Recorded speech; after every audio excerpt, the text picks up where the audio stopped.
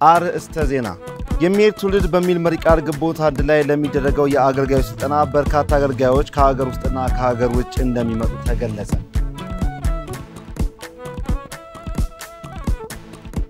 ሰላም ጤና ይስጥልን የተከበራችሁ ውድ ተመልካቾቻችን የጌታ ጸጋና ሰላም ይብዛላችሁ። በክራይስት አርሚ ቲቪ እየተዘጋጀ ወደ እናንተ የሚደርሰው የዜና ሰዓታችን ነው። ከዜናዎቹ ጋራ ምንተስኖት ሀብቴ ነኝ። የሚሄድ ትውልድ በሚል መሪ ቃል ግንቦት አንድ ላይ ለሚደረገው የአገልጋዮች ስልጠና በርካታ አገልጋዮች ከሀገር ውስጥና ከሀገር ውጭ እንደሚመጡ ተገለጸ።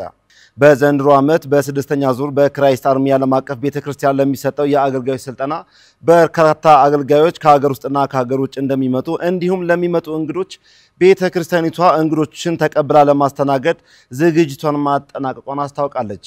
ኢየሩሳሌም በዳዳ እንደሚከተለው ታቀርበዋለች። በ2017 ዓመተ ምህረት በስድስተኛው ዙር በክራይስት አርሚ ዓለም አቀፍ ቤተክርስቲያን ለሚሰጠው የአገልጋዮች ስልጠና በርካታ አገልጋዮች ከሀገር ውስጥና ከሀገር ውጭ እንደሚመጡ እንዲሁም ለሚመጡት እንግዶች ቤተክርስቲያኒቷ እንግዶቹን ተቀብላ በማስተናገድ ዝግጅቷን ማጠናቀቋን አስታውቃለች። በስልጠናው ላይ የቤተክርስቲያኒቷ ባለራዕይና ፕሬዝዳንት የሆኑት ነብይ እዩ ጩፋ የማይመለስ ትውልድ በሚል መሪ ቃል የሚያገለግሉ ሲሆን በለቱም ከሌሎች ተጋባዥ አገልጋዮች ጋር ጸጋን የማካፈል ፕሮግራምና የጸሎት ጊዜ እንደሚኖር ተገልጿል። የፕሮግራሙ ዓላማ እግዚአብሔር ሳይመለሱ በቀሩት ከ300 የጌዲዮን ሰራዊት ጋር ታላቅ ስራ የሰራ በመሆኑ አሁን በዚህ ዘመን ላይ ለወንጌል የጨከኑ ወደ ኋላ የማያፈገፍጉ አገልጋዮች በሀገራችን ላይ በማፍራት ታላቅ የሆነውን የእግዚአብሔርን ስራ እንዲሰራ በማሰብ እንደሆነ ተመላክቷል። በዘንድሮ የሚሰጠው የአገልጋዮች ስልጠና ላይ በሀገራችን ከሚገኙ ከሁሉም ክልሎችና ከውጭ ሀገራት የተወጣጡ ከ3000 በላይ አገልጋዮች የሚጠበቁ ሲሆን ስልጠናውም ግንቦት 1 2017 ዓመተ ምህረት ዕለተ አርብ ከጠዋቱ 12 ሰዓት ጀምሮ መርሃ ግብሩ መካሄድ እንደሚጀምር ከቤተክርስቲያኒቷ ያገኘነው መረጃ ያመለክታል። ከስልጠናው ጋር ተያይዞ በቀጣይ ስለሚኖረው የአገልግሎት ዘመን ከአገልጋዮች ጋር የጋራ የሆነ የምክክርና የውይይት ጊዜ እንደሚኖር የተገለጸ ሲሆን በቀሩት 2 ቀናቶች ላይ በቤተክርስቲያን ውስጥ በተለያየ ጸጋ የሚያገለግሉ አገልጋዮች እንዲዘጋጁና ስልጠናውን እንዲወስዱ ቤተክርስቲያኒቷ ጥሪዋን አቅርባለች።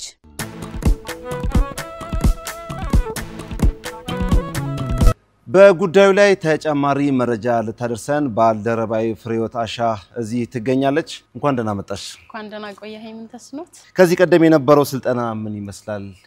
በነበረው ስልጠና ላይ የአገልጋዮች ምላሽ ምን ይመስል ነበር? ለስንተኛ ጊዜስ ነው የሚካሄደው? እንግዲህ ከዚህ ቀደም የነበረው ፕሮግራም ወይም ደግሞ ስልጠና ጸጋን የማካፈል ፕሮግራም ነበረ። በእግዚአብሔር ሰው ነብይ እዩ ጩፋ ራእዩ ከተጸነሰበት ጊዜ ጀምሮ ለ5 ተከታታይ ዓመታት ሲካሄድ ቆይቷል። በዚህም ፕሮግራም በአምስቱ ኦፊሶች የሚያገለግሉ አገልጋዮች ተገኝተውበታል። ማለትም ሐዋርያት፣ ነቢያት፣ አስተማሪዎች፣ መጋቢዎችና ወንጌላውያን የዚህ ፕሮግራም ተካፋዮች ነበሩ። እኚህም አገልጋዮች እንግዲህ ከሀገራችን 10 ክልሎች እንዲሁም ከውጭ ሀገራት የተገኙ አገልጋዮች ነበሩ። ከነዚህም ውስጥ ፕሮግራሙን ተካፍለው የሄዱ አገልጋዮች ብዙ ምላሻቸውን ሲሰጡን ከርመዋል። ከምላሻቸው መካከል እንግዲህ አገልግሎት ያልጀመሩ ነገር ግን በውስጣቸው እግዚአብሔር ጸጋን የሰጣቸው አገልጋዮች ከመንፈስ ቅዱስ ምሪትን በመቀበል አገልግሎት ጀምረዋል። በብዙ ምክንያቶች ደግሞ ከአገልግሎታቸው ወደ ኋላ የቀሩ አገልጋዮች እንደገና ከመንፈስ ቅዱስ እነሱ ምሪትን በመቀበል በመንፈስ ቅዱስ በመነሳሳት አገልግሎታቸውን የቀጠሉ አገልጋዮች እንደነበሩ ማወቅ ችለናል። ከመንፈስ ቅዱስም ምሪትን የተቀበሉበት ጊዜ ነበረ። የእግዚአብሔር ሰው ነብይ እዩ ጩፋ ጸጋን ወይም ኃይልን ያካፈለበት ጊዜ ነበረ። ይህም እጅግ በጣም ደስ የሚያሰኝ ጊዜ ነበረ። ስለዚህ ቤተክርስቲያን በዚህ ብዙ አትራፊ ወይም ውጤታማ ወይም ደግሞ ፍሬያማ ነበረች ማለት እንችላለን ማለት ነው። የዘንድሮስ ዝግጅት ምን ይመስላል? ከዘንድሮስ ፕሮግራም በኋላ ምን ይጠበቃል ተብሎ ይታሰባል? እንግዲህ ከዘንድሮ ፕሮግራም አሁን ያለንበት ጊዜ ያለንበት ዘመን የመጨረሻው ዘመን እንደመሆኑ መጠን ወንጌል በብዛት በደንብ መሰበክ ያለበት ጊዜ ነው። ብዙ ያልዳኑ ነፍሳት አሉና ወደ እግዚአብሔር መንግስት ሰዎችን የምንጨምርበት ጊዜ ከመቼውም ጊዜ በላይ አሁን ነው ብዬ አስባለሁ። ስለዚህ ቅድም እንዳልኩ በጣም ብዙ አገልጋዮች በውስጣቸው ጸጋ አለ። ስለዚህ ያንን ጸጋ እንዴት ማስኬድ እንዳለባቸው ያላወቁአሉና የምክክርም ጊዜ ስለሚኖር ከዛ ስልጠና በጣም ብዙ ነገሮችን በማግኘት ለቀሪ አገልግሎት ጊዜያቸው ብዙ ነገሮችን ይዘው ይሄዳሉ ብለን እናስባለን። የዘንድሮ ስልጠና እንግዲህ ከመሪ ቃሉ መረዳት እንደምንችለው የሚሄድ ትውልድን መፍጠር በሚል ርዕስ ነው የተዘጋጀው። ይህንንም መሪ ቃል ያገኘው በመጽሐፍ ቅዱሳችን በመሳፍንት መጽሐፍ ላይ የተጠቀሰውን የእግዚአብሔርን ቃል መሰረት በማድረግ ነው። ይህ መሪ ቃል ይህንን ስያሜ ያገኘውና የሚሄድ ትውልድ ማለት ምንም ነገር የማያስቆመው ትውልድን መፍጠር በሚል ነውና የማይቆሙ የሚሄዱ ምንም ነገር የማያስቆማቸው ትውልዶች ይነሳሉ። ከዚህ በኋላ ብዙ ነፍሳትን ወደ እግዚአብሔር መንግስት የሚጨምሩ ትውልዶች ይነሳሉ ብለን እንጠብቃለን። ከእግዚአብሔር ዘንድ ያልሆነ ምንም ነገር የማያስቆማቸው ትውልድ ይፈጠራል ማለት ነው። በመጨረሻ ማለት የምትፈልጊው ነገር ካለ?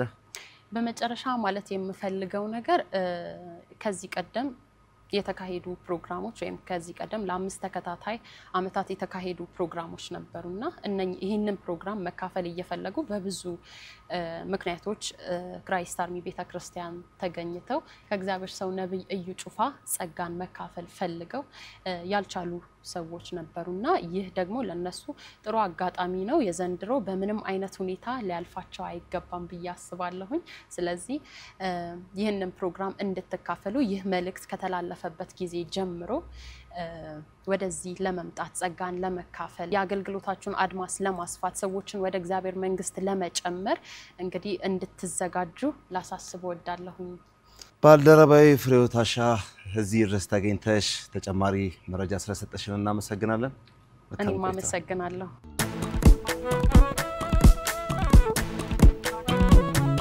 በተያያዘ ዜና ግንቦት 2 2017 ዓ.ም የፓርትነሮች የጸሎትና ልዩ የስጦታ ጊዜ በክራይስት አርሚ ዓለም አቀፍ ቤተክርስቲያን ተዘጋጅቷል። በእለቱም በቋሚነት የቤተክርስቲያኑን አገልግሎት ለሚደግፉ ሰዎች በእግዚአብሔር ሰው ነብይ ጩፋ አማካኝነት ለእያንዳንዱ አጋር በዘይትና እጅ በመጫን እንደሚጸለይ ተገልጿል። ለሰዓቱ የነበረን ዜና ይህን ይመስል ነበር። ከቀሪ ከክራይስት አርሚ ቲቪ ፕሮግራሞቻችን ጋር መልካም ቆይታ